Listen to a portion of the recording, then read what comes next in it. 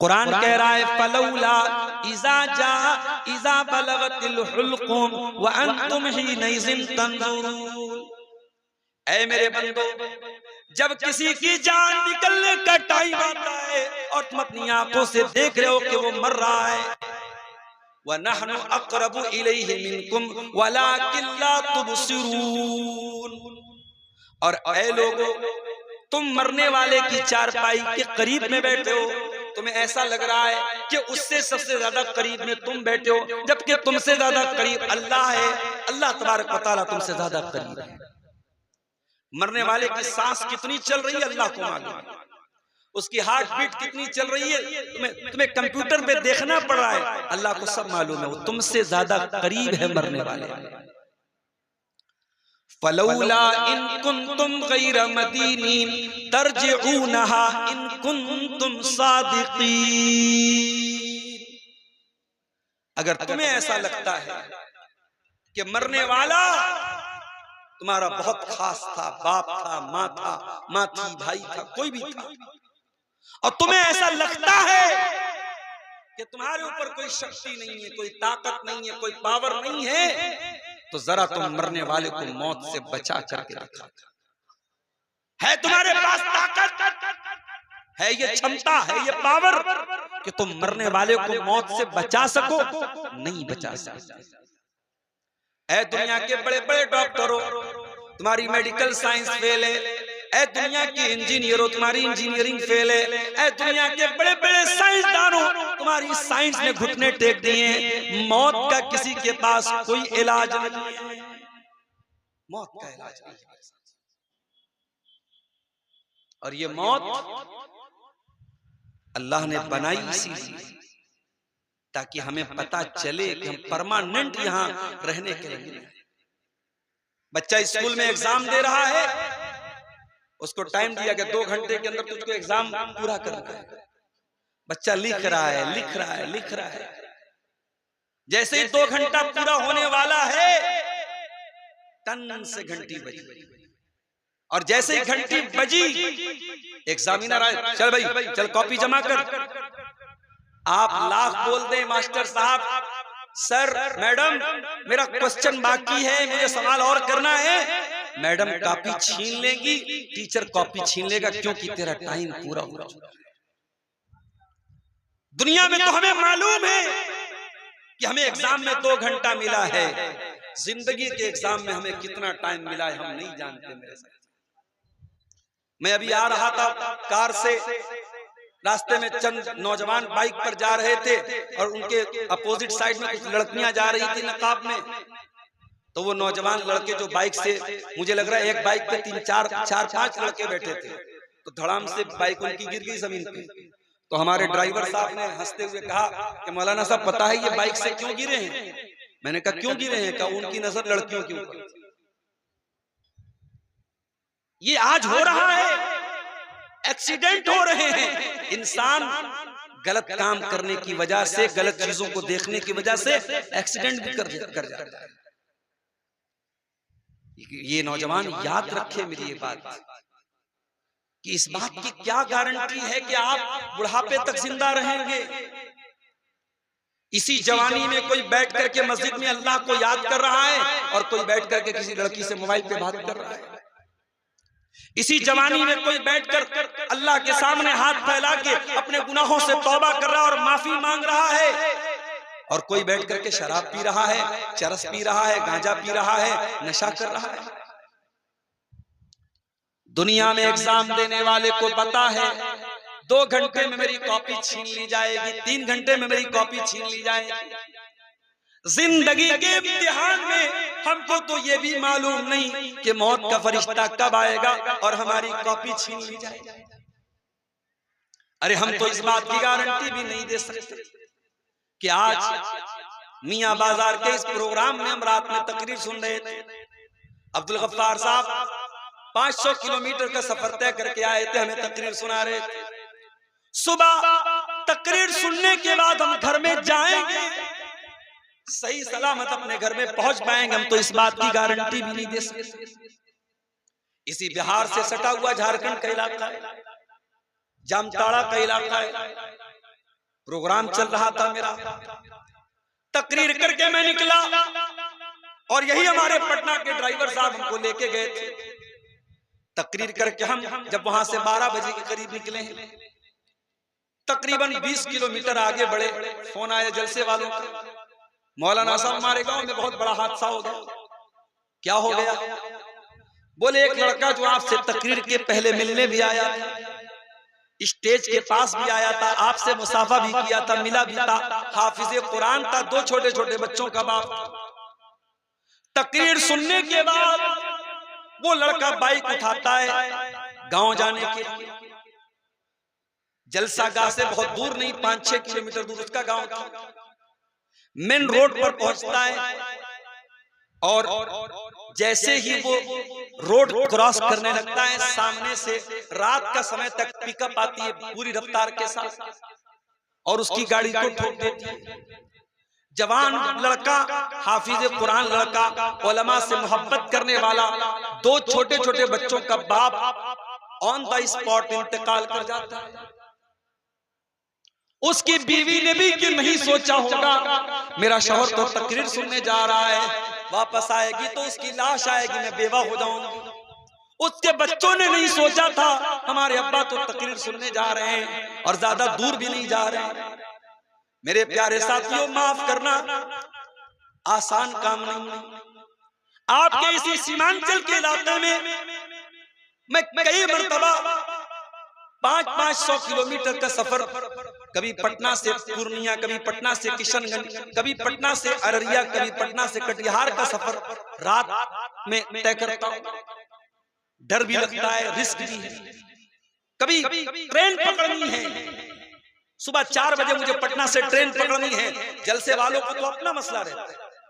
अभी किशनगंज के एक प्रोग्राम में मुझे पहुंचने में थोड़ी देर हो गई। उन्होंने कहा था हर हाल में आपको 12 बजे पहुंच जाना है, मुझे 12:30 बजे। भाई गाड़ी है, आजकल इलेक्शन का माहौल चल रहा है, पुलिस वाले रास्ते में रोक लेते हैं, बैग चेक कराओ, गाड़ी चेक कराओ, डिक्की चेक कराओ, 10 मिनट उसमें बर्बाद हो गया। कहीं रेलवे क्रॉसिंग मिल गई, 10 मिनट उसमें बर्बाद हो गया। जहां 12 बजे पहुंचना था 12:30 बजे पहुंचा।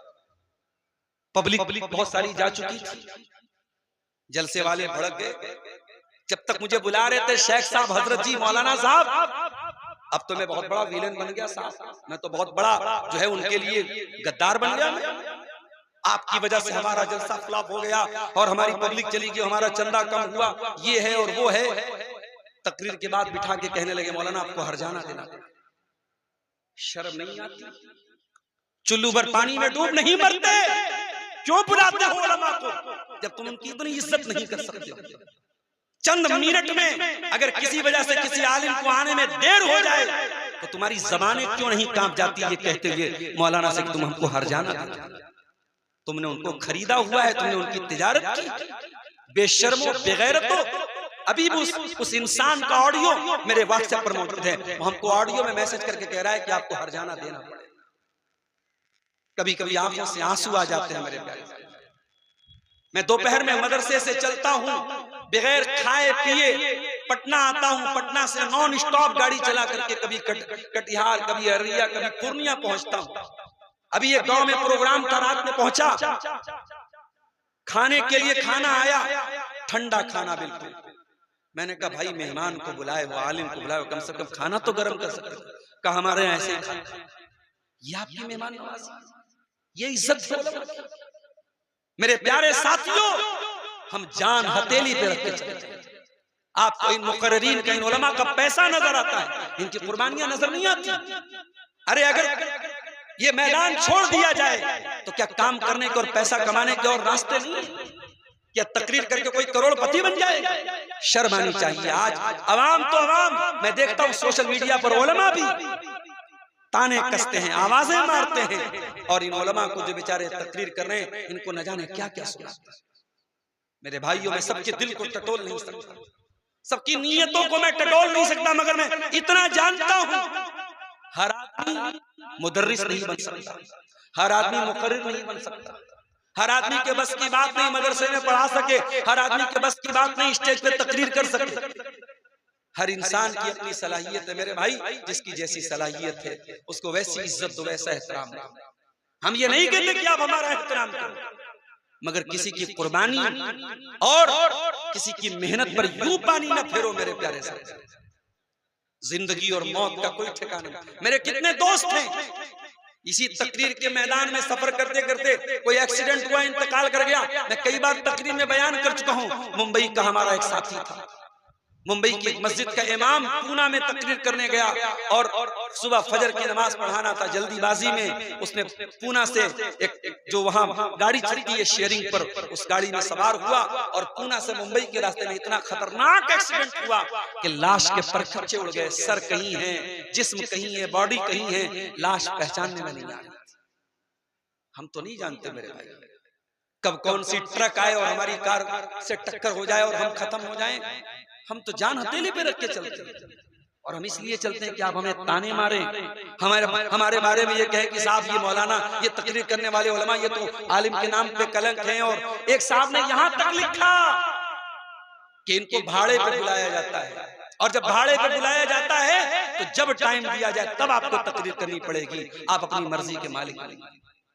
तो आपको ये भी डिक्लेयर कर देना चाहिए कि नहीं साहब हम तो उलमा को खरीद के लाए, ये हमारे गुलाम हैं। और गुलाम के जब गले में गुलामी का पट्टा डाल दिया जाए तो उसको जहां चाहे वहां लेकर जा सकते।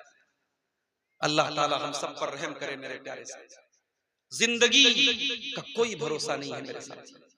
अल्लाह के नबी ने हजरत अब्दुल्लाह इब्न उमर से कहा था, क्या कहा था? कुन फी दुनिया कान्नका गरीब। ऐ अब्दुल्ला तुम दुनिया में उस तरीके से रहना जैसे परदेसी रहता है। बिहार का एक आदमी दिल्ली रह रहा है, आपके पूर्णिया का एक आदमी सऊदी अरब में काम कर रहा है। वहां पे वो बहुत आराम से रहता है, बहुत सुकून से रहता है, 24 घंटे एसी में रहता है। मगर उसको अपना मियाँ बाजार याद आता है, उसको अपना कस्बा का इलाका याद आता है, उसको अपना पूर्णिया याद आता है, उसको अपना वतन याद आता है। अल्लाह के नबी फरमा रहे हैं कुन फी दुनिया कान्नका गरीब। ऐसे जिंदगी गुजारो जैसे परदेसी जिंदगी गुजारता है। परदेसी परदेश में रहता है मगर उसका दिल और उसका दिमाग अपने वतन में लगा रहता है। औ आबिरो सबील, या दुनिया में ऐसे जिंदगी गुजारो जैसे मुसाफिर जिंदगी गुजारता है। मैं कभी कभी बनारस से चलता हूँ, अपने बैग में तकरीर करना है, एक कुर्ता रख लिया, पायजामा रख लिया, सदरी रख ली, टोपी रख ली, चश्मा रख लिया, जरूरत की चीजें रख ली बस। कभी कभी ऐसा होता है हमारी अहलिया कहती है बिस्किट रख लीजिए, फला चीज रख लीजिए। मैं कहता हूँ नहीं, मैं चाहता हूँ कि मेरा बैग हल्का से हल्का रहे। बिस्किट मैं रास्ते में खरीद लूंगा, कोई सामान है रास्ते से खरीद लूंगा। हम सफर में जाते हैं तो अपने बैग को हल्का रखते हैं, जरूरत भर की चीजें रखते हैं।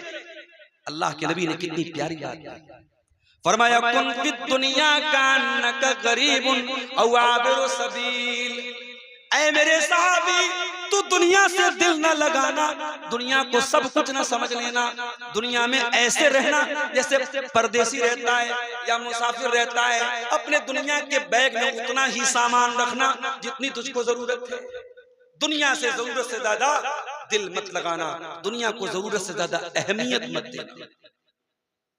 एक मर्तबा अल्लाह के प्यारे नबी रास्ते से जा रहे थे, एक बकरी का बच्चा मरा हुआ पड़ा था।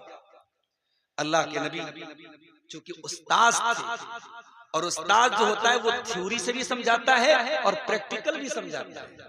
उस्ताद क्लास में ब्लैक बोर्ड पे लिख के भी समझाता है और प्रैक्टिकल करके भी समझाता है। तो अल्लाह के रसूल सल्लल्लाहु अलैहि वसल्लम ने उस बकरी के बच्चे का कान काटा और कहा कि ऐ मेरे सहाबा, ये मरा हुआ बकरी का बच्चा कौन खरीदेगा एक दिरहम?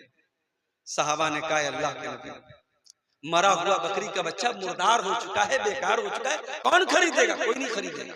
कहा फ्री में देगा तब खरीदेंगे।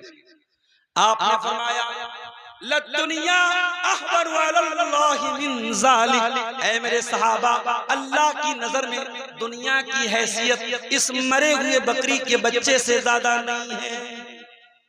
ये बकरी का मरा हुआ बच्चा ये तुम्हारी नजर में जितना हकीर है, जितना मामूली है, इससे भी ज्यादा हकीर अल्लाह की नजर में दुनिया है।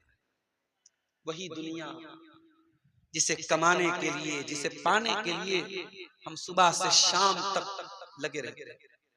ना आखिरत की कोई तैयारी है, ना आखिरत की कोई फिक्र है, ना वहां के लिए कोई इन्वेस्टमेंट है। दुनिया में तो बड़े इन्वेस्टमेंट कर रहे हो साहब, हम लोग टीचर है, मदरसे में पढ़ाते लोग कहते मौलवी साहब जमीन खरीदी कि नहीं, आपने मकान खरीदा कि नहीं, बच्चों के लिए मकान बनाया कि नहीं बनाया। बेटी पैदा हुई हमारे पास, मदरसे में एक आदमी आया LIC वाला, मौलाना साहब आपको बेटी पैदा हुई, मुबारक हो माशाअल्लाह, बेटी के नाम का बीमा ले लीजिए, इंश्योरेंस करा लीजिए। हम तो दुनिया में साहब बड़ा सोचते हैं, बेटी के लिए सोचते हैं, बेटों के लिए सोचते हैं, जमीन खरीदते हैं, जायदाद खरीदते हैं, आखिरत के लिए कौन सोचेगा मेरे प्यारे साथी। जुमा की नमाज आपने कल पढ़ी है, जुमा की नमाज में इमाम साहब ने सूरह आला की तिलावत की होगी और ये आयत भी आपके कानों से टकराई होगी। बल तुसिरूनल हयातद दुनिया, बल तुसिरूनल हयातद दुनिया वल आखिरतु खैरुन व अबका। ऐ मेरे बंदो, तुम दुनिया की जिंदगी को तरजीह देते हो जबकि आखिरत की जिंदगी ज्यादा बेहतर और ज्यादा बाकी रहने वाली है। दुनिया का क्या है मेरे भाई, दुनिया का कुछ नहीं, सब ठाट पड़ा रह जाएगा, जब लाद चलेगा बन जाएगा। अल्लाह की कसम, हमारा नाम भी बाकी नहीं बचे। हमारे बच्चे कुछ दिन तक हमारा नाम याद रखेंगे, बच्चों के बच्चे आएंगे दादा का नाम याद रखेंगे, फिर उनके जब बच्चे आएंगे वो जो भाई तुम्हारे परदादा कौन थे, तुम्हारे दादा के अब्बा का नाम क्या था, हमारा नाम भी हमारी आने वाली नस्ल याद नहीं रखेगी। जिस नाम को हमने इतना नाम कमाया है, ये नाम भी लोग याद नहीं रखेंगे।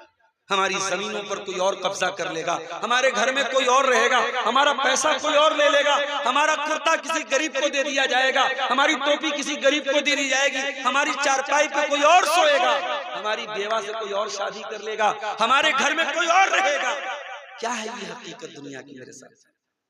इसीलिए कुरान में अल्लाह कहता है वमल हयातुद दुनिया, वमल हयातुद दुनिया इल्ला मताउल गुरूर। ऐ मेरे बंदो, ये दुनिया धोखे का सामान है, ये बहुत धोखेबाज है, बहुत फ्रॉड है दुनिया, फ्रॉड है ये दुनिया। जानते हो कल हमारे बड़े अब्बा का इंतकाल हुआ, मैं तो मौत के टाइम नहीं था, मैं कल जुमा के टाइम पहुंचा बनारस में। तो जनाजे के पहले जब लाश रखी गई तो मैंने देखा कि मुंह खुला हुआ है, मुंह जो है पूरा खुला हुआ है। तो मैंने बड़े अब्बा के बच्चों से पूछा कि जब इंसान का इंतकाल होता है और मुंह खुला रहता है तो फौरन उसको पट्टी बांधा जाता है ताकि मुंह बंद हो जाए, तो आप लोगों ने नहीं बांधा था? तो उन्होंने कहा कि हम लोग बांधे थे लेकिन फिर खुल गया। अल्लाह, यानी इंसान जिस पोजीशन में मरा है, मरने के बाद पोजीशन भी चेंज नहीं हो पाती। अगर मुंह खुला है तो खुला है, आंखें खुली हैं तो खुली है। अगर हाथ में कोई चीज पकड़ के मरा है तो उसी तरीके से पकड़े, बड़ी मुश्किल से निकाली। कभी किसी मुर्दे को आपने गुस्ल देते हुए देखा है? मुर्दे का कुर्ता कैसे उतारते हैं? उतार तो नहीं सकते ना, उसको कैंची से काटते हैं। अल्लाह, दुनिया में इंसान कपड़ा चेंज करता है, कमरा बंद करके करता है, और आज लोग नहला रहे हैं और कैंची से उसका कुर्ता उतार रहे हैं, नहला रहे हैं।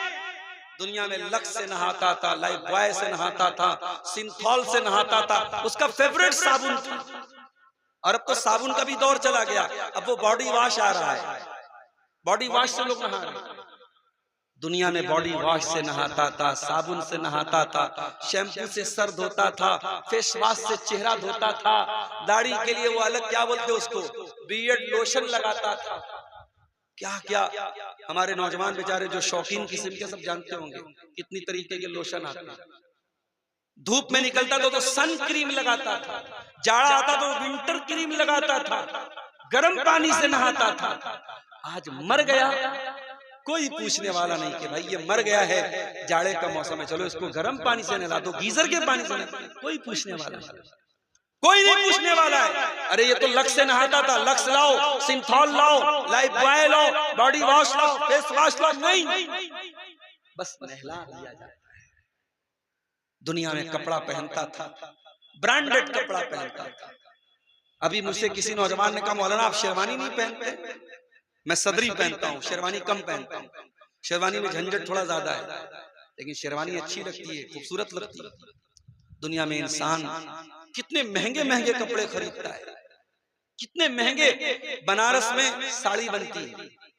बॉलीवुड की एक बहुत बड़ी हीरोइन की शादी हुई तो बनारस उसका लहंगा गया था, उसमें सोने की जरी का काम हुआ था, 1 लाख या 1.5 लाख का लहंगा था। इतना महंगा कपड़ा पहना जाता है। मरने के बाद कौन लहंगा पहनता है मेरे भाई? मरने के बाद कौन साड़ी पहनता है? मरने के बाद कौन शेरवानी पहनता है? 3 कॉटन की सफेद चादरों में कफनाया जाता है। दुनिया में ब्रांडेड करने वालों, हमारी औकात यही है, मरोगे तो 3 कॉटन की चादरों में कफनाया जाएगा। दुनिया में स्कॉर्पियो लेके घुमा करता था, बोलेरो लेके घुमा करता था, फॉर्च्यूनर लेके घुमा करता था, ऑडी लेके घुमा करता था। दुनिया में तेरी गाड़ी की रफ्तार का कोई मुकाबला नहीं था। मगर इंसान तू कितना बेबस हो चुका है। आज 4 लोगों के कंधे पर तेरा जनाजा जा रहा है, 4 लोग अपने कंधे पे सवार करके तुझको कब्रिस्तान लेके जा रहे हैं। जनाजे की नमाज हो रही है, इमाम साहब जनाजा पढ़ा रहे हैं, और हाय हाय तू इतना बदनसीब था, तेरे बच्चों ने पूर्णिया के सबसे महंगे स्कूल में पढ़ाई की थी, तेरी बेटियों ने सबसे महंगे स्कूल में पढ़ाई की थी, मगर तेरा एक बेटा भी इस लायक नहीं, एक बेटी भी इस लायक नहीं कि तेरी जनाजे की नमाज पढ़ सके। तुझे 5 बेटे हैं, 4 बेटे हैं, तेरा एक बेटा भी इस लायक नहीं है कि तेरी जनाजे की नमाज पढ़ सके। तू इतना बेबस है, तू इतना ऐ इंसान, तू गौर कर, तू कितना बेबस और कमजोर है। तेरा जनाजा हो रहा है, तेरा अपना बेटा जनाजा की नमाज की दुआ तक उसको नहीं आता। जनाजा हो गया, कब्र में उतारा गया, कब्र में लेटा दिया गया, तख्ता लगा दिया गया, मिट्टी डाल दी गई, रिश्तेदार आ रहे हैं मिट्टी दे रहे हैं, बच्चे आ रहे हैं मिट्टी दे रहे हैं, सब लोगों ने मिट्टी दी और मिट्टी दे के हाथ झाड़ के चले गए। लहद तक आपकी ताजीम कर दी, अब आगे आपके आमाल जाने। बस यहाँ तक आपका एहतराम कर दिया, आपका सम्मान कर दिया, आपकी इज्जत कर दी। अब्बा जान, अब इसके आगे हम आपके काम आने वाले हैं। अब कब्र में आपको अंधेरा मिलेगा कि रोशनी मिलेगी? कब्र में मुनकर नकीर के सवालों का आप सही जवाब देंगे कि फेल हो जाएंगे? आपको सांप बिच्छू काटेंगे या जन्नत की खिड़की खुलेगी? अब ये तय करेगा आपका अमल, ये तय करेगा आपका ईमान। न वहां औलाद काम आएगी, न बीवी काम आएगी, न बच्चे काम आएंगे। वमल हयात दुनिया इल्ला मताउल गुरूर। ऐ मेरे बंदो, ये दुनिया धोखे का सामान। मेरे अजीजों, मेरे साथियों, कभी जब अपने किसी रिश्तेदार का जनाजा उठाओ तो सोचो कल हमारा भी जनाजा उठेगा। किसी के इंतकाल की खबर सुनो तो सोचो कल हमारा भी इंतकाल होगा और हमारे गांव की मस्जिद पे ऐलान होगा फला साहब का इंतकाल हो गया, दोपहर में 2 बजे मिट्टी पड़ेगी, आपके भी इंतकाल का ऐलान किया जाएगा। उस दिन के आने के पहले तैयारी कर लो मेरे प्यारे साथ। इक़्तरब लिन्नास हिसाबुहुम वहुम फी गफलतिन मुरिदून। ऐ लोगों, तुम्हारे हिसाब का टाइम करीब आ चुका है, तुम्हारे इम्तिहान का टाइम करीब आ चुका है, लेकिन तुम गफलत में पड़े हुए हो, तुम गाफिल पड़े हुए हो। तुमको जर्रा बराबर परवाह नहीं कि इम्तिहान में मेरा क्या होगा, मैं पास हो जाऊंगा या फेल हो जाऊंगा। तुमको अपने इम्तिहान की कोई चिंता नहीं है, कोई फिक्र नहीं। मेरे अजीजों, उस जिंदगी की फिक्र करो। अल्लाह की कसम, हमारे प्यारे नबी सल्लल्लाहु अलैहि वसल्लम ने उस जिंदगी की फिक्र की, आपके सहाबा ने उस जिंदगी की फिक्र की। अल्लाह के प्यारे नबी का इंतकाल होता है, सोमवार के दिन आपका इंतकाल हुआ और इतवार के दिन आपके घर में जो चिराग जलाया गया, उस चिराग का जो तेल था वो पड़ोसी से उधार लिया गया, पड़ोसी से उधार लेके तेल जलाया गया। आपका इंतकाल हुआ तो आपकी जो ज़रा थी वो एक यहूदी के यहाँ गिरवी रखी गई थी और बदले में 30 सा जौ लिया गया था। 30 सा जौ के बदले आपकी ज़रा गिरवी रखी गई थी। आपका इंतकाल हुआ, आपने अपने बच्चों के लिए न सोना छोड़ा, न चांदी छोड़ी, न दुनिया की जायदाद छोड़ी। हाँ, आपने छोड़ा तो कुरान छोड़ा, आपने छोड़ा तो सुन्नत छोड़ा, आपने छोड़ा तो शरीयत को छोड़ा। आपने मैसेज दिया, ऐ दुनिया वालों, अपनी औलाद के लिए कुछ बनाओ या ना बनाओ, आखिरत बना लो। अपनी औलाद को कुछ दो या ना दो, ईमान दे दो, तौहीद दे दो, अकीदा दे दो, सही चीज दे दो। नबी का इंतकाल हो गया। नबी के इंतकाल के बाद हजरत अबू बकर सिद्दीक को खलीफा बनाया गया। हजरत अबू बकर 2.5 साल के बाद इंतकाल हो जाता है उनका। इंतकाल के पहले हजरत अबू बकर सिद्दीक बीमार पड़ जाते हैं। आपकी बेटी हजरत आयशा से मिलने के लिए आती, बेटी बाप से मिलने के लिए आई है। ओ लोगों, तुमने तो बेटियों को पराया बना दिया। तुम तो कहते हो बेटी पराया माल होती है। तुम तो शादी करने के बाद अपनी बेटियों से कोई नाता नहीं रखते, कोई ताल्लुक नहीं रखते। मगर अल्लाह की कसम, मेरे नबी ने ये तालीम नहीं दी। बेटी न शादी के पहले पराई होती है, न शादी के बाद पराई होती है। बेटी हमेशा अपनी होती है। और आज भी गवाह है दुनिया कि जब बाप बीमार होता है, बेटा बाद में हाल चाल लेने आता है, बेटी पहले हाल चाल लेती। बेटा उसी घर में है, बाप की परवाह नहीं है, माँ की परवाह नहीं है। बेटी अपने ससुराल में है, लेकिन फोन करके पूछती है, अम्मा तुम कैसी हो, अब्बा तुम कैसे हो। अब्बा की और अम्मा की हाल चाल बेटी अपने ससुराल से लेती है। मेरे साथ बेटियों को पराया न समझो मेरे भाई, बेटियों को हमेशा अपना समझो। हजरत आयशा अपने बाप को देखने के लिए आई। बाप बीमार है और मौत की कगार पे है, मरने वाला है, और बेटी अपने बाप से मिलने के लिए। हजरत अबू बकर ने पूछा, ऐ मेरी बेटी आज कौन सा दिन है। हजरत आयशा ने फरमाया, अब्बा जान आज सोमवार का दिन है। कहा है मेरी बेटी, ये बता कि क्या अल्लाह के रसूल का इंतकाल भी सोमवार के दिन हुआ था। कहा कि हाँ अब्बा जान, अल्लाह के नबी का इंतकाल भी सोमवार के दिन हुआ था। कहा कि अल्लाह, काश मेरा भी इंतकाल आज ही के दिन हो जाए, मैं अपने दोस्त के पास आज ही के दिन चला जाऊं। फिर पूछा कि ऐ मेरी बेटी, ये बता जब अल्लाह के नबी का इंतकाल हुआ था तो कफन में कितने कपड़े दिए गए। हजरत आयशा से पूछ रहे हैं। कौन पूछ रहे हैं? उनके बाप पूछ रहे हैं। बाप अपनी बेटी से मसला पूछ रहा है। ओ मियां बाजार वालों, पूर्णिया वालों, वो कस्बा वालों, हजरत अबू बकर एक मैसेज दे रहे हैं, एक संदेश दे रहे हैं, अपनी बेटियों को इस काबिल बनाओ, अपनी बेटियों को ऐसी तालीम दिलाओ कि जब आपको कोई मसला पूछना पड़े तो आपकी बिटिया आपको जवाब। अपनी बेटियों को इस लायक बनाओ। और आज भी अल्लाह की कसम, जब लड़कियां पढ़ाई में आगे निकलती हैं, इंटरनेट पर आप देख लीजिए कितनी अच्छी कुरान की तिलावत कुछ औरतें करती हैं, कुछ लड़कियां करती हैं, बड़े बड़े मर्द हजरात नहीं कर सकते। हाफिजा हैं, आलिमा हैं, दीन की जानकार हैं, मसले मसाइल की जानकार हैं। अगर औरत सही तालीम दी जाए, लड़की को सही तालीम दी जाए तो लड़की बहुत कुछ कर सकती है।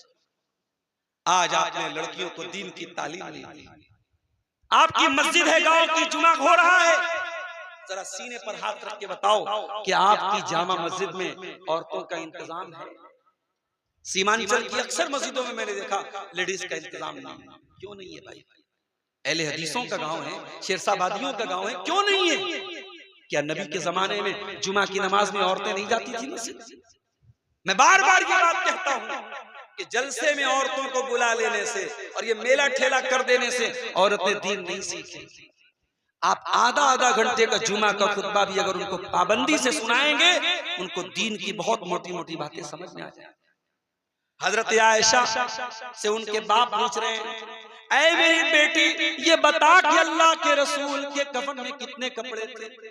बेटी जवाब देती है, अब्बा जान फी सलासी बीज़िन सुहूलियतिन, अल्लाह के नबी के कफन में 3 सूती चादरें थी, 3 कॉटन की चादरें थी, सफेद चादर। हजरत अबू बकर ने कहा, ऐ मेरी बेटी, एक तो ये कपड़ा है जो बीमारी में पहनते थे, कहा एक कपड़ा ये ले लेना और 2 चादर और ले लेना और 3 चादरों में मुझको कफनाना जैसे नबी को कफनाया था। पता ये चला सहाबा हमारी तरह रस्म और रिवाज की पाबंदी नहीं करते थे, सहाबा सुन्नत की पाबंदी करते थे। अभी एक साहब ने व्हाट्सएप पर सवाल पूछा, मौली साहब खतना की दावत करना कैसा है? बच्चे का खतना कराया, मुसलमानी कराया, उस मौके पर दावत देना कैसा है? मैंने कहा देखो भाई, खतना की दावत हराम तो नहीं है, नाजायज तो नहीं है, बिदअत तो नहीं है। आप किसी भी मौके पे दावत दे सकते हैं, शरीयत आपको मना नहीं करती। मगर आप गौर कीजिए, ये जो हम खतना करते हैं ये इस्लाम का एक हुक्म है। जिस तरीके से अल्लाह के नबी ने दाढ़ी को बढ़ाने का हुक्म दिया, मूंछों को कतरने का हुक्म दिया, बगल के बाल साफ करने का हुक्म दिया, शर्मगाह के बाल साफ करने का हुक्म दिया, नाखून को काटने का हुक्म दिया, उसी तरीके से अल्लाह के नबी ने खतना करने का भी हुक्म दिया है। ये आपकी ऐसी सुन्नत है जिसका ताल्लुक फितरत से है। मैंने कहा खतना का ताल्लुक इस्लाम से है, इस्लाम ने खतना का हुक्म दिया है। और जाहिर है सहाबा भी अपने बच्चों का खतना कराते थे, मगर हमें कोई दलील ऐसी नहीं मिलती कि सहाबा ने अपने बच्चों का खतना किया हो और खतना पर दावत दी। इसलिए ऐसी दावत जो सहाबा के दौर में हो सकती थी मगर सहाबा ने नहीं दिया है, हमें और आपको उससे अवॉइड करना चाहिए, उससे बचना चाहिए। आज हमारे यहाँ जनाजे में, मैं तो कभी कटिहार के किसी जनाजे में या पूर्णिया सीमांचल के किसी जनाजे में शामिल नहीं हुआ, मगर मैं देखता हूँ कि अपने अहले हदीसों में भी जनाजे में बहुत सारी बिदअत आ चुकी है। अभी हमारे बड़े अब्बा का इंतकाल हुआ, अब चारपाई को, मैयत की चारपाई को घर से निकालना है। अब उसमें मसला पैदा हो रहा है कि सर की तरफ से निकाला जाए कि पैर की तरफ। भैया कोई मसला नहीं, सर की तरफ से निकालो चाहे पैर की तरफ से निकालो, कोई मसला नहीं। मसला हमने बना के रखा। बनारस में कहीं कहीं देखता हूँ जनाजा जब मैयत को दफनाते हैं तो बैर की पत्ती डालते हैं उसके साथ, कोई सबूत नहीं मिलता। कहीं कहीं मैयत को दफन करने के बाद, अहले हदीसों में तो रिवाज नहीं, दूसरी जमात वालों क्या है कि दफन करने के बाद खड़े होकर अजान देते हैं, पूरी अजान देते हैं। मैंने एक भाई से पूछा भाई अजान क्यों देते हैं? कहा कि हदीस में आया है अजान देने से शैतान भाग जाता है। अब ये बेचारा अभी कब्र में गया है, मुनकर नकीर आएंगे, इससे सवाल पूछेंगे तेरा रब कौन है, तेरे नबी कौन है, तेरा दीन क्या है, और शैतान आके बहकाएगा, इसलिए हम अजान दे रहे कि शैतान भाग जाए। मैंने कहा वाह रे वाह, बड़ी दूर की तुझे सूझी है, तुझे समझ में आ गई बात कि अजान देने से शैतान भाग जाएगा। मेरे नबी को क्यों नहीं समझ में आया? मेरे नबी ने क्यों नहीं बताया कि अजान दे दो मैयत को दफन करने के बाद अजान? तो जनाजे का मसला हो चाहे निकाह का मसला हो, जिंदगी का कोई भी मसला हो, अगर वाकई में अहले हदीस कहते हो अपने आप, मेरा जुमला नोट कर लो, अगर वाकई में अहले हदीस कहते हो तो रस्म और रिवाज के पाबंद मत बनो, सुन्नत के पाबंद बनो, सुन्नत के पाबंद बनो। और अगर वाकई में अहले हदीस हो तो ये जहेज की रस्म छोड़ दो, ये बारात की रस्म छोड़ दो, ये मंगनी की रस्म, मंगनी के नाम पे लंबी चौड़ी दावत करना छोड़ दो, ये हल्दी की रस्म छोड़ दो, ये तिलक की, ये सारी गैर मुस्लिमों की रस्में हैं जो आपके यहाँ। आज गैर मुस्लिम परेशान हैं और आप मुसलमान होके उनकी रस्मों को आपने अडॉप्ट किया और आप परेशान। तो हजरत अबू बकर ने पूछा बेटी ये बता नबी के कफन में कितने कपड़े थे? हजरत आयशा ने कहा 3 कपड़े थे। कहा मुझे भी 3 कपड़े में कफनाना, और एक कपड़ा जो बीमारी के दिनों में पहनते थे, का एक कपड़ा ये ले लेना और 2 कपड़ा और ले लेना, और मुझे 3 कपड़े में कफनाना। वो जो कपड़ा हजरत अबू बकर बीमारी के दिनों में पहनते थे उस कपड़े में कई जगह दाग लगे हुए थे। हजरत आयशा ने कहा अब्बा जान हम इतने गए गुजरे तो नहीं है, हम इतने गरीब तो नहीं है कि आपको हम ऐसा पुराना कपड़ा पुराने कपड़े में कफनाएं, ऐसे कपड़े में कफनाएं जिसमें दाग लगा हुआ है। अय अब्बा जान हम आपको नए कपड़े में कफनाएंगे। तो हजरत अबू बकर ने क्या जवाब दिया? क्या जवाब दिया था जरा गौर से सुनना। फरमाया इन्नल हय्या अहक्कु बिल जदीद, ऐ मेरी बेटी मैं तो मरने वाला हूं और मरने वाले को नया कपड़ा नहीं देते, नया कपड़ा तो जिंदा को देते हैं। ऐ मेरी बेटी मुझे नए कपड़े का कोई शौक नहीं है, मुझे पुराने कपड़े में ही कफना देना, जैसा कपड़ा मौजूद है उसी कपड़े में मुझको कफना देना। ये अबू बकर सिद्दीक थे मेरे प्यारे। हजरत उमर को देखिए, इंतकाल का टाइम है, आखिरी टाइम। अबू लूलू फिरोज ने हमला किया, पेट पर नेजा मारा, खंजर मारा, हजरत उमर की अतड़ियां बाहर निकल गई, मुसल्ले पर गिर पड़े, घर लेके आया गया, डॉक्टर आए, तबीब आए, वैद आए, हकीम आए, दवाएं दी गई, दवाएं सब बाहर निकल गई। हजरत उमर को यकीन हो गया अब मेरा आखिरी टाइम है, इंतकाल का टाइम है। हजरत उमर के चेहरे पर घबराहट है। किसी ने कहा है उमर इतना घबरा क्यों रहे हो? आप तो अल्लाह के नबी के बड़े प्यारे साथी हैं, बड़ा साथ दिया है आपने इस्लाम का, बड़ी मोहब्बत करते थे अल्लाह के नबी आपसे, आपको इतना परेशान होने की जरूरत नहीं। हजरत उमर ने फरमाया लौ अन्ना ली तिलाअल अर्ज़ि ज़हबा लफ्तदैतु बिही मिन अज़ाबिल्लाहि क़ब्ल अन अरा। कहा कि ए लोगों, मैं तो ये चाहता हूं अगर जमीन भर के सोना भी मुझको मिल जाए और अल्लाह ताला ये कह दे कि ए उमर तू जमीन भर के सोना दे दे और मैं तुझको अपने अजाब से बचा लूंगा, तो उमर उसके लिए भी तैयार है। मैं जमीन भर के सोना दे करके अल्लाह के अजाब से बचने के लिए तैयार। ये हजरत उमर थे, ये हजरत उमर थे जो नबी की जबान से बार बार जन्नती होने का सर्टिफिकेट ले चुके थे। उनको इतनी चिंता थी अल्लाह के अजाब से बचने की। और हम और आप सर से पैर तक गुनाहों में लथपथ रहते हैं, 24 घंटे जब तक जागते रहते हैं। कभी मोबाइल पर कोई गलत चीज देख रहे हैं, कभी किसी के साथ कोई गलत काम कर रहे हैं, कभी किसी को जबान से तकलीफ पहुंचा रहे हैं। हम तो गुनाहों में लथपथ लोग हैं मेरे भाइयों। हमें कभी मौत याद नहीं आती, हमें कभी कब्र याद नहीं आती, हमें कभी अपना अंजाम नहीं आता। मैं कभी कभी कहता हूं कि हम इतने कठोर दिल हो चुके हैं कि अब कब्रिस्तान जाकर के भी हमको मौत याद नहीं आती। कब्रिस्तान में भी जुआ खेलने वाला बैठ के जुआ खेल रहा है, शराब पीने वाला शराब पी रहा है और मोबाइल देखने वाला मोबाइल देख रहा है। जबकि कब्रिस्तान कैसी जगह है? ये इबरत की जा है, तमाशा नहीं है। कब्रिस्तान वो जगह है जहां इबरत हासिल करनी चाहिए। बड़े बड़े बादशाह भी वहीं दफन है, बड़े नेक लोग भी वहीं दफन है, शराबी भी वहीं दफन है, नमाजी भी वहीं दफन है, अच्छे भी वहीं दफन है, बुरे भी वहीं दफन है। कब्रिस्तान जाओ तो अपने अंजाम को याद करो मेरे भाइयों। हमें भी मर के यहाँ आना है, हमें भी कब्र में चले जाना है, हमें भी मिट्टी में मिल जाना है, हमको भी कब्र में जाके सवाल और जवाब देना है। इसीलिए अल्लाह के नबी के डबल दामाद, जिनके निकाह में नबी की 2 बेटियां, जो रुकैया के भी शौहर थे, जो उम्मे कुलसूम के भी शौहर थे, अल्लाह के प्यारे रसूल के डबल दामाद, दोहरे दामाद ज़ुन्नूरैन हजरत उस्मान गनी रज़ी अल्लाह ताला अन्हु जब किसी कब्रिस्तान के पास से गुजरते थे, जब किसी कब्र के पास से गुजरते थे, ज़ारो कतार रोने लगते थे, फूट फूट के रोने लगते थे, आंखों से आंसू बहने लगते थे।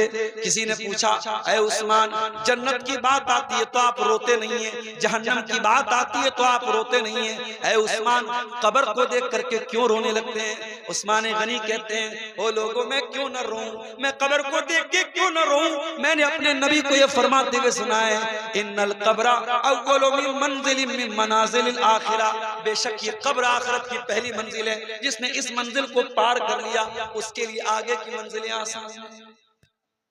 अहले हदीसों, कब्रिस्तान जाया।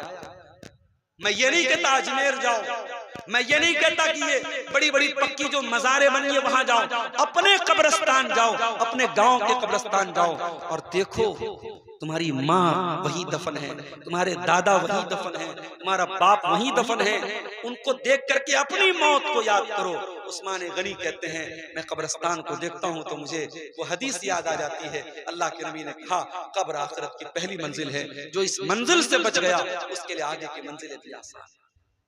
एक मर्तबा अल्लाह के नबी सहाबा को लेके अपनी माँ की कब्र पे गए और माँ की कब्र पे जब पहुंचे हैं, माँ की ममता याद आई, माँ का प्यार याद आया। 6 साल की उम्र में अल्लाह के नबी ने माँ को खोया। 6 साल के बच्चे की मेमोरी आज 50 साल के बाद रिपीट हो रही है, रिवाइंड हो रही है। 6 साल की उम्र में माँ का प्यार और माँ की ममता को आपने खोया था। आज 50-60 साल उम्र हो चुकी है, आज आपको अपनी माँ की याद आई है। माँ की कब्र पे आप गए हैं और आंसू बहा रहे हैं। अल्लाह के नबी फूट फूट के रो रहे हैं, ज़ारो कतार रो रहे हैं। और आपको रोता हुआ देख के आपके सहाबा भी रोने लगे, सहाबा भी रोने लगे। और नबी ने रोते हुए फरमाया कि ऐ मेरे सहाबा, मैंने अपने रब से दो चीजों की इजाजत मांगी थी, एक चीज की इजाजत मिल गई और एक चीज की इजाजत नहीं मिली। मैंने अपने रब से इजाजत मांगी थी कि ऐ अल्लाह, मैं अपनी माँ के लिए मग़फ़िरत की दुआ करना चाहता हूँ, मैं अपनी माँ की मग़फ़िरत की दुआ करना चाहता हूँ। अल्लाह ने मुझको परमिशन नहीं दी, अल्लाह ने मुझको इजाजत नहीं दी। मेरे प्यारे साथियों, अगर आपकी माँ मुसलमान है, आपकी माँ तौहीद पर है और आपकी माँ दुनिया से जा चुकी है, तो आप अपनी माँ के लिए मग़फ़िरत की दुआ कर सकते हैं।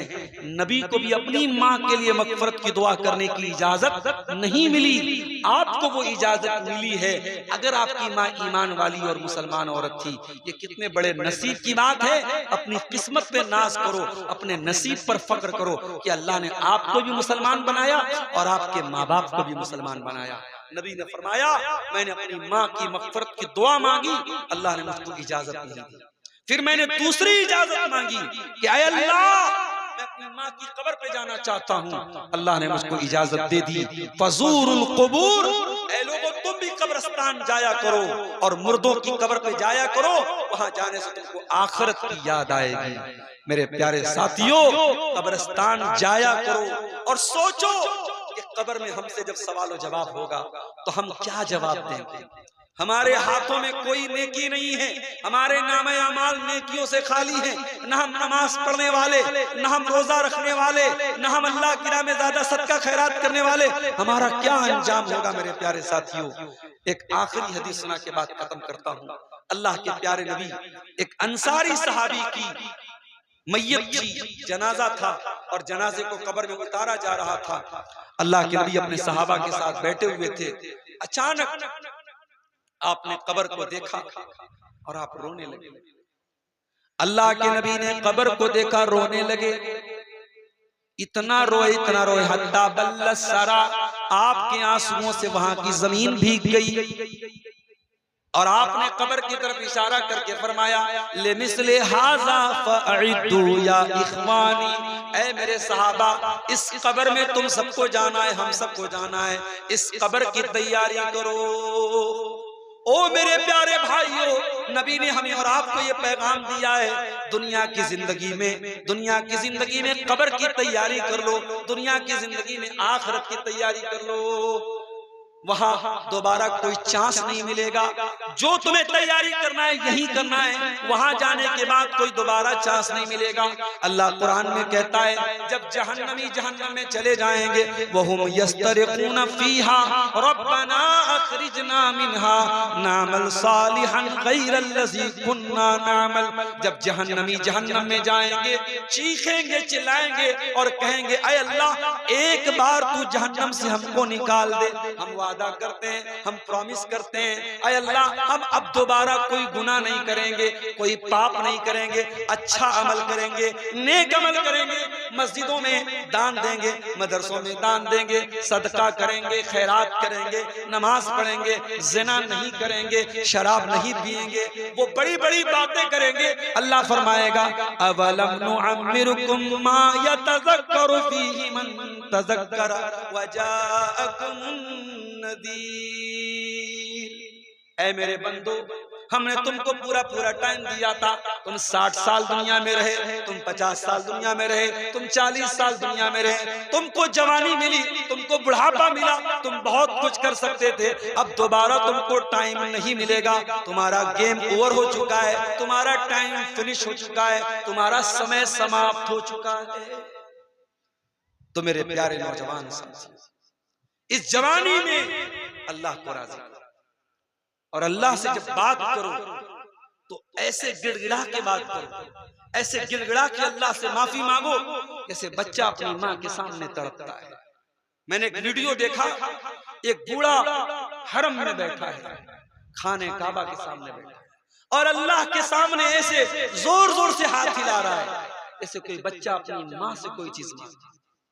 अल्लाह के सामने जितना दर्द के साथ और तड़प के साथ मांगोगे, अल्लाह उतना जल्दी तुम्हारी तौबा को कबूल करेगा। मेरे भाइयों तौबा कर लो, इसके पहले कि तौबा का चांस खत्म हो जाए, इससे पहले कि अल्लाह ताला के यहाँ गेम ओवर हो जाए, समय समाप्त हो जाए और मौत का फरिश्ता आ करके आपकी सांसों की डोर को तोड़ दे, आपकी सांस चलना बंद हो जाए, आपका दिल धड़कना बंद हो जाए, आपकी नब्ज चलनी बंद हो जाए, उसके पहले तौबा कर लीजिए, अल्लाह से माफी मांग लीजिए। और जब अल्लाह से तौबा करेंगे तो कितना बड़ा भी गुनहगार हो, अगर सच्ची तौबा करेगा अल्लाह उसको माफ करने को तैयार है। अगर अल्लाह की तरफ आप एक बित्ता चलेंगे, अल्लाह आपकी तरफ एक हाथ चलेगा, आप एक हाथ चलेंगे, अल्लाह आपकी तरफ एक गज चलेगा, आप चल के जाएंगे, अल्लाह ताला दौड़ के आपके पास आएगा। आप अल्लाह की तरफ रुजू तो कीजिए, आप अल्लाह से तौबा तो कीजिए, आप अल्लाह से माफी तो मांगिए। ये रात का सुहाना वक्त है मेरे प्यारे साथियों, इस वक्त दुआएं कबूल होती हैं, इस वक्त अल्लाह ताला आसमान दुनिया पर उतरता है, नाज़िल होता है और कहता है, ऐ मेरे बंदो, है कोई मांगने वाला जो मुझसे मांगे और मैं उसकी दुआ को कबूल करूं? है कोई माफी मांगने वाला?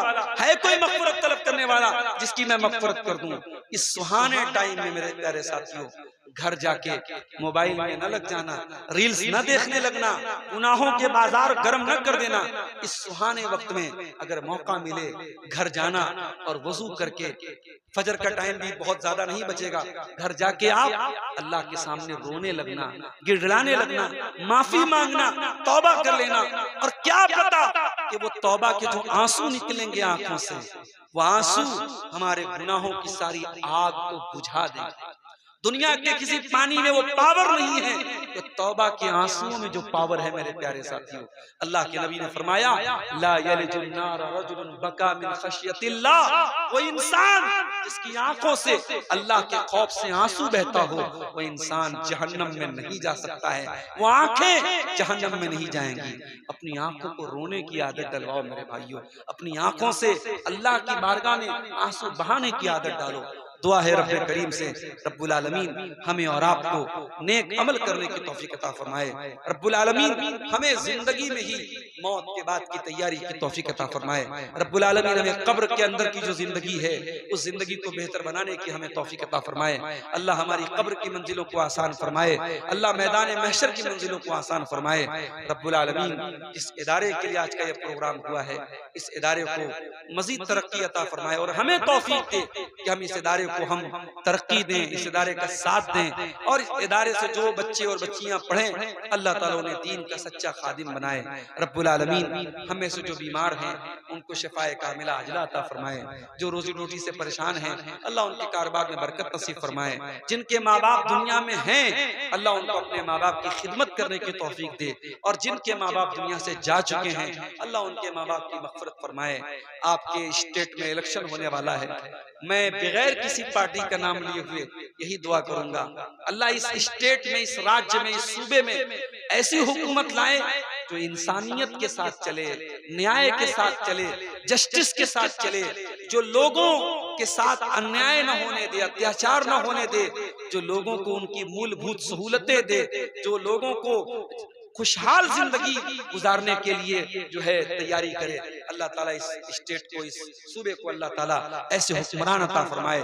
रब्बुल आलमीन हमारे पूरे मुल्क की हिफाजत फरमाए, हमारे मुल्क को अल्लाह ताला जालिमों के जुल्म से। औज़ु बिल्लाहि मिनश शैतानिर रजीम, बिस्मिल्लाहिर रहमानिर रहीम। कुल्लु नफ्सिन ज़ाइक़तुल मौत व इन्नमा तुवफ़्फ़ौना उजूरकुम यौमल क़ियामह फमन ज़ुहज़िया अनिन नारि व उदख़िलल जन्नत फ़क़द फ़ाज़ वमल हयातुद दुनिया इल्ला मताउल गुरूर।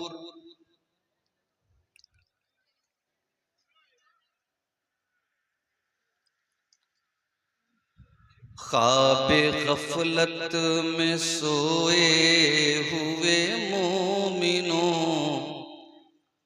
ऐशो इशरत बढ़ाने से क्या फायदा। ख्वाब गफलत में सोए हुए मोमिनों, ऐशो इशरत बढ़ाने से क्या फायदा। आँख खोलो उठो याद रब को करो, उम्र यूं ही गंवाने से क्या फायदा। अपने रब को जवानी में भूला है तू, और ताकत के बूते पे फूला है तू। जब जवानी ढलेगी तो पछताएगा, ऐसे रोने रुलाने से क्या फायदा। ख्वाब गफलत में सोए हुए मोमिनों, ऐशो इशरत बढ़ाने से क्या फायदा। था हुकूमत का फिरऔन को भी नशा, था हुकूमत का फिरऔन को भी नशा। जुल्म पर जुल्म खिलकत पे करता रहा, जब समंदर में डूबा तो कहने लगा। जब समंदर में डूबा तो कहने लगा, इस हुकूमत के पाने से क्या फायदा। ख्वाब गफलत में सोए हुए मोमिनों, ऐशो इशरत बढ़ाने से क्या फायदा। काबिले जिक्र किस्सा है नमरूद का, वो भी इनकार करता था माबूद का। उसके भेजे को मच्छर ने खाकर कहा, उसके भेजे को मच्छर ने खाकर कहा, यूं बड़ाई दिखाने से क्या फायदा। ख्वाब गफलत में सोए हुए मोमिनों, ऐशो इशरत बढ़ाने से क्या फायदा। और आखिरी शेर समाप्त फरमाए, अपनी शोहरत पे मोहसिन न तू यूं मचल, आद पूछेगी तुझको भी एक दिन अजल। अपनी शोहरत पे मोहसिन न तू यूं मचल, एक दिन आ दबोचेगी तुझको अजल।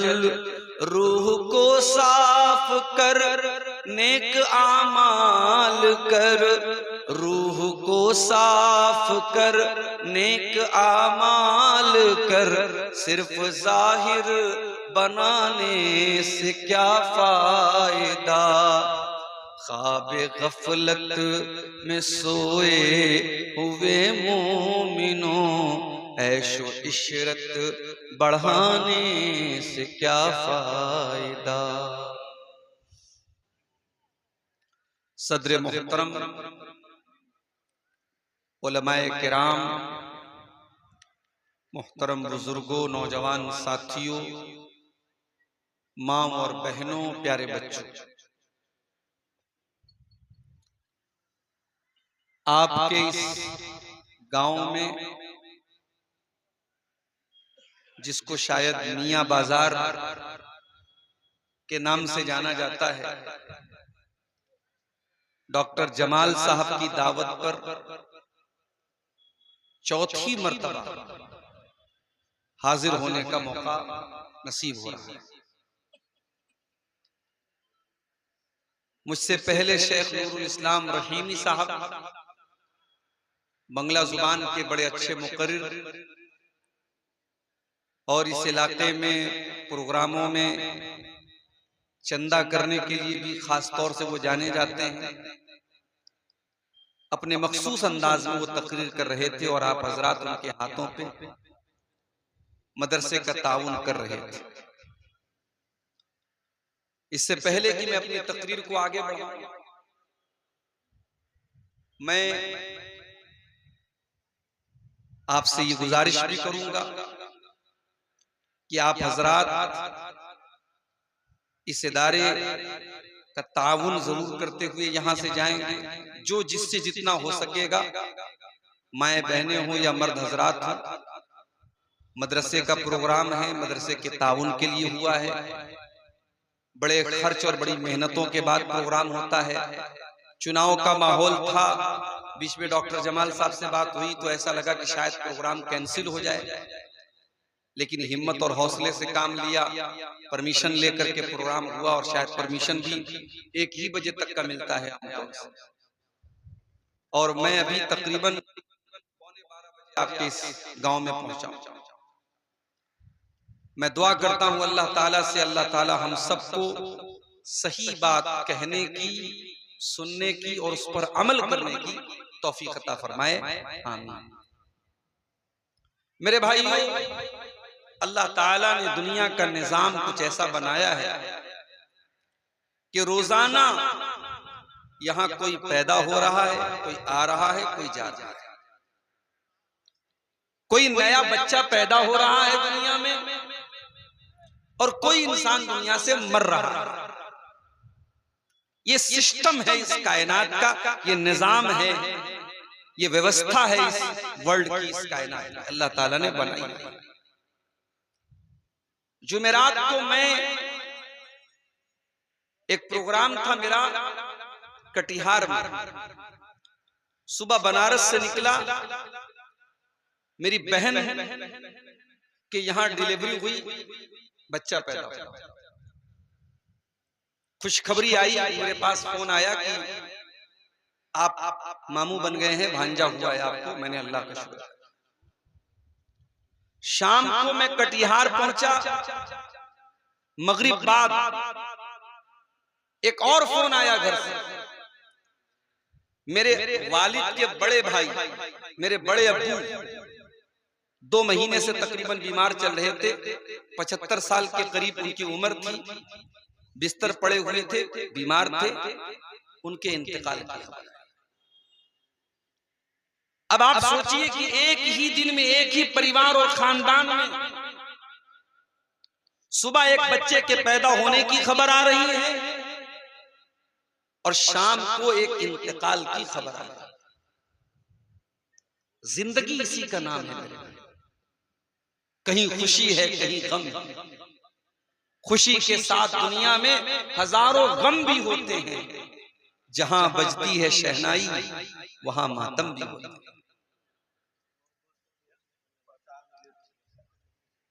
जिंदगी में जरूर अच्छा चलिए, अल्लाह का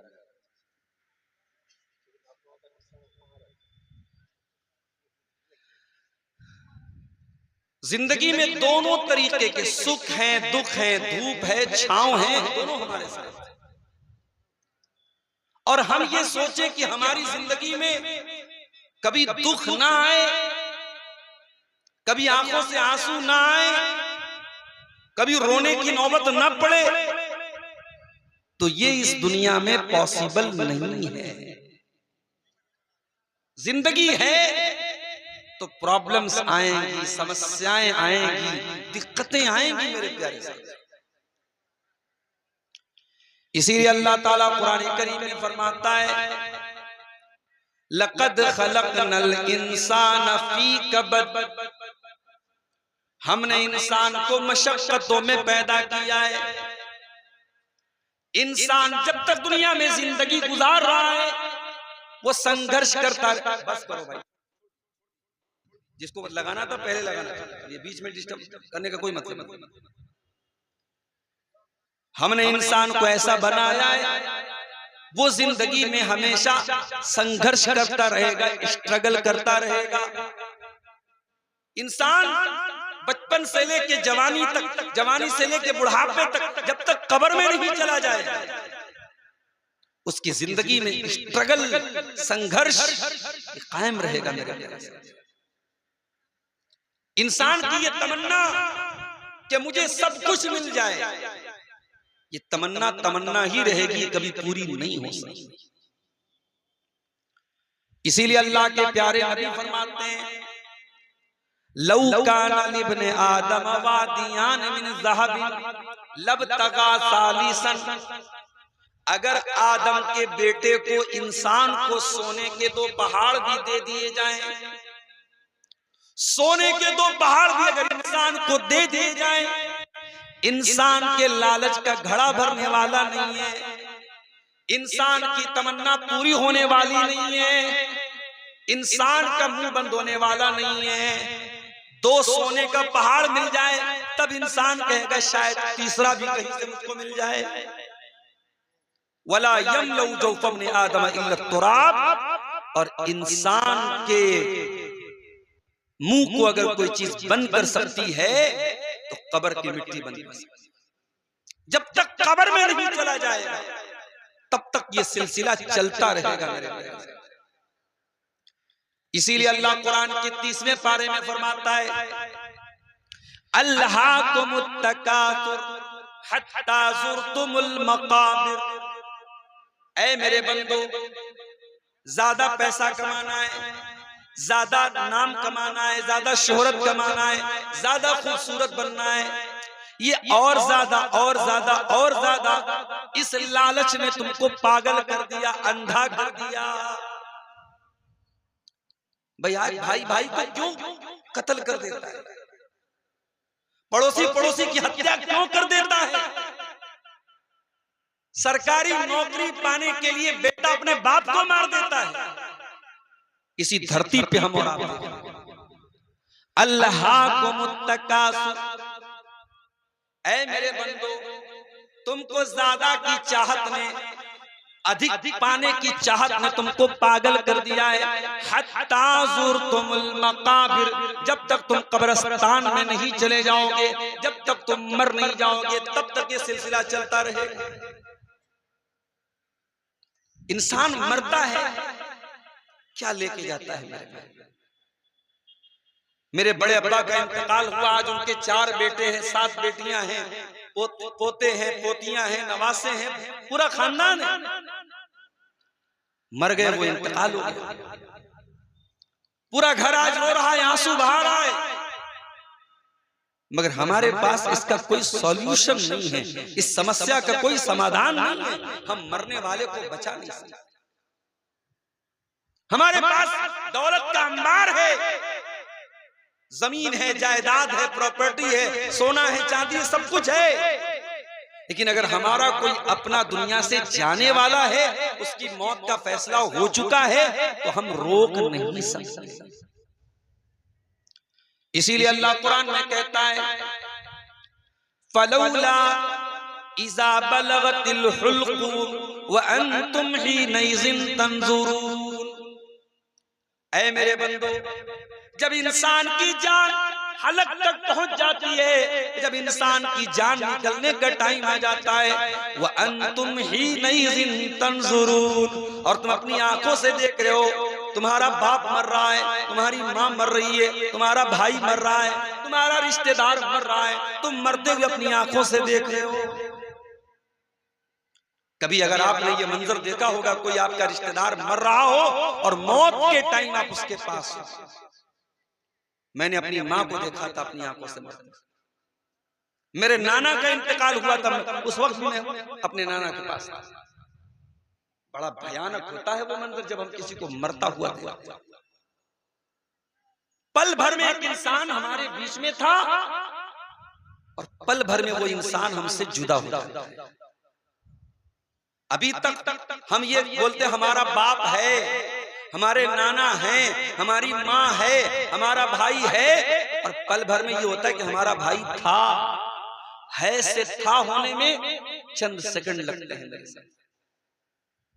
अभी तक ये तक कि अब्बा को उठाओ, अब्बा को दबा दो, अब्बा को पानी पिलाओ, अब्बा को खाना खिलाओ, चंद सेकंड के बाद ये होता है कि लाश को इधर कर दो, जनाजे को इधर कर दो, लाश को कफन पहना दो, लाश को पोस्टमार्टम के लिए भेज दो। अभी चंद सेकंड पहले इंसान था, अब वो लाश। कितनी कड़वी सच्चाई है मेरे प्यारे। और ये सच्चाई हम अपनी आंखों से देखते हैं, हर इंसान देखता है, मगर हमें कोई इबरत हासिल नहीं होती, हमें कोई नसीहत हासिल नहीं होती।